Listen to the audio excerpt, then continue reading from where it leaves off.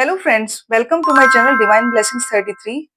सो friends, अपनी ज्योतिर्लिंग की series में आज मैं आपको सुनाने वाली हूँ भीम शंकर ज्योतिर्लिंग का महात्म्य। सो फ्रेंड्स, इस कथा को आप ज्यादा से ज्यादा शेयर करें। तो बिना कुछ भी टाइम वेस्ट करते हुए स्टार्ट करते हैं। पूर्व काल में एक असुर था, भीम नाम का असुर। उसने विध्वंस मचा रखा था। वो सभी प्राणियों को बहुत दुख देता था। जहाँ पर वो वास करता था ना, उस देश का नाम था कामरूप। वो अपनी माता के साथ वहां पर निवास करता था। एक दिन उसने अपनी माँ से पूछा कि माँ, क्या हम दोनों अकेले ही रहते हैं? हमारा कोई परिवार नहीं है, हमारा कोई सगा संबंधी नहीं है, ऐसा क्यों है? तो उसकी माँ ने बड़े दुख के साथ अपनी कहानी बताई कि उसके पिता का नाम कुंभकर्ण था। कि उसके जो नाना नानी थे और उसके जो पिता यानी कि भीम के जो पिता थे, वो श्री राम जी द्वारा मारे गए थे। वो रावण की तरफ से लड़े थे। जब श्री राम और रावण का युद्ध हुआ था, तो ये सब श्री राम जी के हाथों से मारे गए थे। तो उसने बताया कि इसीलिए फिर मैं अकेले निवास करने लगी। मेरे सारे सगे संबंधी उस युद्ध में श्री राम जी द्वारा, उनकी सेना के द्वारा मारे गए। तो यह सुनकर उसे बहुत गुस्सा आया। वो जो भीम राक्षस था, उसको बहुत गुस्सा आया विष्णु भगवान पर, और उसने ऐसा ठान लिया कि मैं विष्णु भगवान से बदला लूंगा, और जो दुख उसने आपको दिया है ना, मैं उसका बदला लूंगा। तो ऐसा सब सुनने के उपरांत उसने क्या किया? उसने हजारों साल तक ब्रह्मदेव की तपस्या की। ब्रह्मदेव को अपनी कठोर कठोर तपस्या से उसने प्रसन्न किया, जिसके कारण ब्रह्मदेव को उसके सामने प्रकट होना पड़ा। और ब्रह्मदेव ने उसको कहा कि तुम्हारा जो भी वर है, तुम मुझसे मांग सकते हो। तो उसने वरदान में उसने कहा कि मुझे ऐसा बल दीजिए कि जिसकी तुलना तीनों लोक में किसी के भी बल से ना हो। मुझे सबसे बलशाली होने का वरदान दीजिए। तो ब्रह्मा जी ने यही वरदान उसको दे दिया। और इसके बाद उसने और भी ज्यादा विध्वंस मचा दिया। उस एक राक्षस ने पूरी पृथ्वी पर त्राहिमाम मचाया हुआ था, आतंक मचा रखा था। और हर चीज का वो खुद ही उपभोग करता था, क्योंकि वो बहुत शक्तिशाली था ना, इसीलिए। और शास्त्रों, स्मृतियों, वेदों, इनके द्वारा बताए गए जो धर्म थे ना, उनका भी वो लोप करने लगा। इन सब से परेशान होकर सारे देवताओं और ऋषियों ने भगवान शिव का पूजन करने का निर्णय लिया, और सबने बड़े ही प्रेम पूर्वक और आदर पूर्वक भगवान शिव का स्तवन किया, उनकी आराधना की, तपस्या की। जिसके उपरांत एक दिन भगवान शिव सबके सामने प्रकट हुए और प्रसन्न होकर पूछने लगे कि बताइए, क्या समस्या है?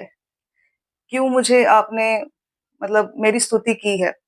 तो सब देवताओं और ऋषियों ने बड़े ही आदर पूर्वक, तब सब देवताओं ने सर्वप्रथम सिर झुकाकर उनको नमन किया, और फिर अपनी समस्या बताई। कहने लगे कि भगवान, आप तो अंतर्यामी हैं, आप तो सब कुछ जानते हैं। करकटी और कुंभकर्ण का जो पुत्र है ना, भयानक राक्षस भीम, उसने पूरी पृथ्वी पर सभी देवी देवताओं के अधिकार उसने छीन लिए। तब सब देवताओं ने सर्वप्रथम उनको नमन किया सिर झुकाकर, और कहने लगे कि भगवान, आप तो अंतर्यामी हैं, आप तो सब कुछ जानते हैं। कुंभकर्ण और करकटी का भयानक पुत्र है राक्षस भीम। उसने सारी पृथ्वी पर हाहाकार मचा रखा है, और वो बहुत ही दुर्गम कष्ट सबको दे रहा है। आप इस राक्षस का जितना जल्दी हो सके इसका नाश कर दीजिए। यह सारी बातें सुनकर शंभू ने, भगवान शिव ने उनको कहा कि कामरूप देश का जो राजा सुदीक्षिण है, वह मेरा परम भक्त है, श्रेष्ठ भक्त है।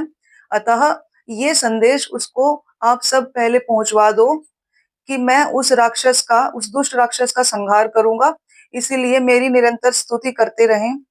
तो यह सब सुनने के बाद सब देवता और ऋषि राजा सुदीक्षिण के पास जाते हैं, और उन्हें यह सब बताते हैं कि जो राक्षस हमें इतने कष्ट दे रहा है, उसका अब संहार निश्चित है।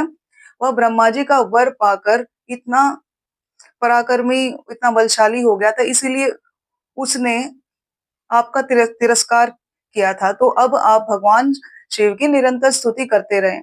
यह सब सुनने पर राजा भी प्रसन्न हुए, और यह संदेश कहने के बाद देवता और ऋषि भी चिंता मुक्त होकर अपने अपने आश्रम को, अपने अपने स्थानों को चले गए। भगवान शिव अपने गणों के साथ गुप्त रूप से वहीं पर ठहर गए। इधर कामरूप देश के राजा नरेश सुदीक्षित ने शिवजी भगवान का पूजन प्रारंभ कर दिया, तपस्या प्रारंभ कर दी। तो जो वो दुष्ट राक्षस भीम था, उसका जो गुप्तचर था, उसने यह सब होता देखा कि वो भगवान की आराधना कर रहा है। उस दुष्ट राक्षस से जाकर कहा कि राजा तुम्हारे नाच के लिए तपस्या कर रहा है। तो यह सब सुनकर उस राक्षस को बहुत गुस्सा आया। उसने अपने हाथ में तलवार ली और उसने ये प्रण ले लिया कि आज तो उस राजा को मैं अभी मौत के घाट उतार दूंगा। तो उस राजा के पास गया वो, उसने देखा कि वो शिवजी भगवान का पूजन कर रहा है, उनके पार्थिव शिवलिंग की। वो दुष्ट उनसे पूछने लगा कि क्या कर रहा है ये? किसका पूजन कर रहा है तू? तो फिर उस राजा ने कहा कि मैं चराचर जगत के स्वामी, सबके परम हितकारी भगवान शिव का पूजन कर रहा हूँ। तो यह सुनकर उसने उसको और भी डांटा और भी उसको क्रोध आया। क्रोध में वो तलवार चलाने लग गया उसी पार्थिव शिवलिंग पर। जैसे ही उसने तलवार चलाई, वो तलवार छू भी नहीं पाई थी शिवलिंग को और उसकी तलवार के टुकड़े-टुकड़े हो गए और शिवजी भगवान वहां पर प्रकट हुए और बोले, मैं भीमेश्वर हूँ और मैं अपने भक्त की रक्षा के लिए प्रकट हुआ हूँ। मेरा शुरू से ही यह व्रत है कि मैं अपने भक्त की रक्षा करूं।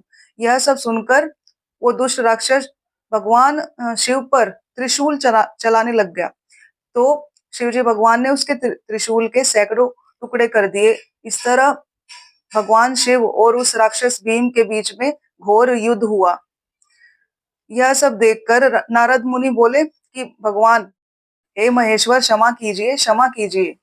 तिनके को काटने के लिए कुल्हाड़ा चलाने की क्या आवश्यकता है? शीघ्र ही इसका संहार कर डालिए प्रभु। यह सुनने पर भगवान शिव ने मात्र हुंकार से उस राक्षस को भस्म कर दिया और उसके जो सेना थी उसको भी दग्ध कर दिया। तो इस तरह उसके खत्म होने के बाद सारा जगत स्वस्थ हुआ। देवता, ऋषि मुनि सब बहुत प्रसन्न हुए और उन सबको शांति मिली। तो इसके पश्चात भगवान शिव से बड़ी ही विनम्रता पूर्वक आग्रह किया कि प्रभु, यह देश, यहाँ पर रहने वाले जो भी प्राणी हैं, आने वाले जो भी प्राणी हैं, उनको सदैव दुख ही प्राप्त हुआ है। हम आपसे रिक्वेस्ट करते हैं, आग्रह करते हैं कि आप सदैव के लिए यहाँ पर निवास कीजिए, जो कि लोक हित, लोक कल्याण के लिए, उनके मनोरथों की सिद्धि के लिए बहुत ही अच्छा होगा। तो भगवान शिव ने उन सबकी, देवताओं और ऋषि मुनियों की यह बात सुनकर वहां पर ज्योतिर्लिंग के रूप में स्वयं को स्थापित किया। तब से लेकर वह जो ज्योतिर्लिंग था वो भीम शंकर नाम के रूप से विख्यात हुआ। सो फ्रेंड्स, ये थी भीम शंकर ज्योतिर्लिंग की कथा। मुझे उम्मीद है कि आप सबको यह कथा बहुत अच्छी लगी है। तो इसे ज्यादा से ज्यादा शेयर कीजिए और मुझे सपोर्ट कीजिए, मेरे चैनल को सपोर्ट कीजिए और मेरे चैनल को लाइक, शेयर, सब्सक्राइब कीजिए और जो ये कथाएं हैं ना, इनको ज़रूर आप शेयर कीजिए। उम्मीद करती हूँ कि आप मुझे सपोर्ट करेंगे।